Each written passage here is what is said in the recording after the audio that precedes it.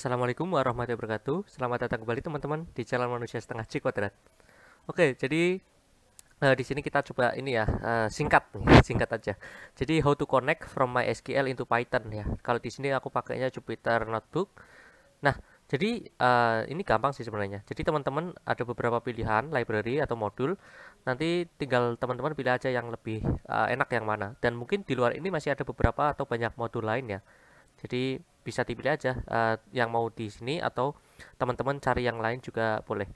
Nah, tapi yang di sini aku bahas tiga kalau nggak salah ya. Nah, di sini pertama teman-teman harus ini dulu ya, passwordnya di ini dulu, dicari dulu. Nah, kalau saya sendiri sudah import, jadi passwordku udah aku masukkan ke dalam mypwd ini, ke dalam variabel mypwd. Tadi udah aku ketik, kemudian aku run. Kenapa? Karena biar di tutorial ini nggak kelihatan passwordku kan ya. Nah, kayak gitu. Nah, kemudian kalau di sini pertama kita mau pakai MySQL. Nah, kemudian di MySQL ini kita coba konekkan. Nah, kemudian hostnya tetap ya punya aku pakainya localhost, tapi yang berbeda adalah port. Kalau portnya mungkin biasanya ini ya. Coba kita ini dulu, komen dulu ya. Jadi kalau di punyaku sendiri itu 3307. Kalau nggak salah normalnya 3306 deh. Jadi tentukan saja ya kalau misalkan punya teman-teman portnya beda gitu kan. Kalau usernya sendiri itu ya juga ya misalkan teman-teman bukan root namanya atau nama teman-teman ya diganti aja, disesuaikan. Nah, passwordnya tadi aku bilang adalah mypwd, yang dimana mypwd adalah variabel yang isinya passwordku yang sudah kurang biar teman-teman nggak lihat di sini. Kemudian nama DB database teman-teman itu apa? Misalkan inventory kayak gitu ya. Nah, kemudian di sini kita mau coba showing tabel dulu, kayak apa aja sih tabel yang ada. Nah, nanti kita koneksi kita ini ya, yang mysql.connect ini kita masukkan ke variabel namanya con. Kemudian con ini kita ambil kursornya. Nah, itu dimasukkan ke dalam kur ya, itu. Nah, kemudian di execute. Nah, kita execute apa? Ya show tabel. Kemudian kita fetch all biar kita kelihatan semua tabel yang kita punya di database inventory. Nah, kalau teman-teman belum mengikuti seri yang MySQL ya mungkin belum tahu ya. Tapi kalau teman-teman mengikuti ya berarti sudah tahu bahwa di database saya itu ada inventory dan ada dua tabel, yaitu barang dan ruang. Nah, sebenarnya juga ada database yang lain ya. Cuma kita coba pakai ini aja deh buat latihan. Ini ringkan soalnya databasenya. Nah, kita mau coba pakai ini aja, tabel yang barang aja ya, biar nggak terlalu banyak. Kemudian di sini kita coba query. Nah, ini udah masuk query gampang. Jadi kalau teman-teman tahu query SQL ya, tinggal copy aja gitu ya. Yang penting setelah kita tahu kursornya, ya jadi kita koneksinya, kemudian dot kursornya kita masukkan ke kur ya, ke variabel apapun namanya. Jadi kita execute. Nah, ini isiannya lah. Jadi isian dari execute ini yang akan teman-teman gunakan. Misalkan select bintang from ruang, where gitu kan ya, atau misalkan in gitu kan, atau misalkan yang lain apa contohnya. eh Ya pokoknya ada logika-logikanya ya. Misalkan kurang dari, lebih dari, kalau tahun gitu kan. Nah, jadi tinggal disesuaikan aja. Kemudian kita fetch all lagi biar kita bisa mengeksekut seluruh isinya. Nah, begini ya, tabelku itu seperti ini. Ada apa namanya? Ada ID ya, semacam ID. Kemudian ada nama-nama barang di ininya, di tempat kuliah misalkan ya, di suatu universitas. Kemudian barang-barangnya itu kan nama barangnya. Kemudian ini dari apa? Diberi hibah atau misalkan beli sendiri. Nah, kemudian tahun pengadaannya misalkan, kemudian ada dia bentuknya unit atau misalkan box-box atau bundle gitu. Nah, itu contoh-contoh saja, tapi tergantung database teman-teman itu isinya apaan gitu. Nah, kemudian kita coba kursor execute lagi, tapi kita apa namanya? Deskripsi nih. Jadi yang tadi itu bukan deskripsi ya, tapi langsung apa? Setelah fetch all ya udah kita ambil ini aja isiannya kan. Nah, kalau di sini enggak, kita coba ambil deskripsinya nih. Nah, kenapa? Karena kita kehilangan ini nama kolom. Nah, kalau kehilangan trofi itu MU sama Arsenal ya. Nah, itu. Jadi kalau kita deskripsi nanti kita lihat ada semacam ini ya, nama kolomnya, kemudian dia kayak panjangnya itu berapa gitu kan. Kemudian yang lain-lain kayak format-format dari suatu kolom kita sih. Nah, kalau kalian lihat ini kan ada di ini ya, indeks ke 0 semua nih. Karena dia ada di pertama ya, karena Python kan dari 0. Jadi ini ada di pertama semua nih nama-nama kolom kita. Makanya kita for i in range 5 ya. Atau 6 ya harusnya. Oh ya 5 karena dia close ya. Ya, oke, jadi kita looping, kita ambil deskripsi. Nah, jadi pasti ke indeks ke 0 semua nih, 0 semua. Tapi kenapa i-nya berjalan? Karena kita ada 5 baris. Makanya kita berjalan dari baris pertama sampai baris ke 5. Nah, kalau kita sudah tahu nama barangnya, nama barang, sorry, nama kolomnya, maka kita kan bisa ini ya, pakai where gitu kan ya, pakai logika-logika atau manipulasi ini aja, query aja. Jadi tadi kan select bintang gitu kan, atau select all gitulah, intinya semuanya diambil gitu. Tapi di sini enggak, kita mau ambil cuma yang barangnya LCD.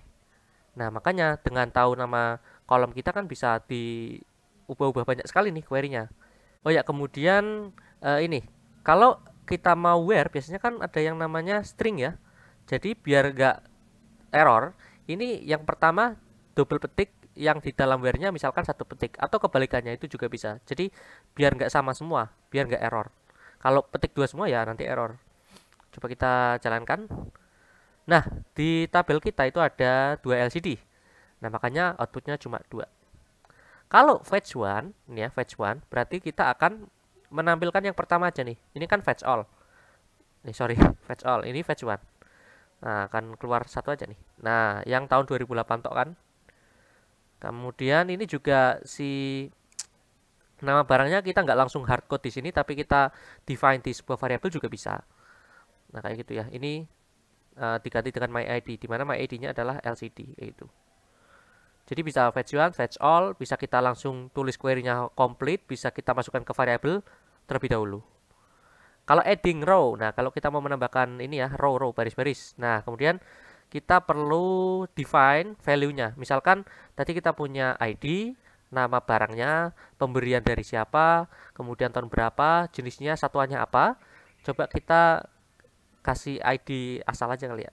Nah, kemudian blackboard udah ada, misalkan whiteboard juga ada, berarti tinggal apa, barang-barang kuliah itu apa ya?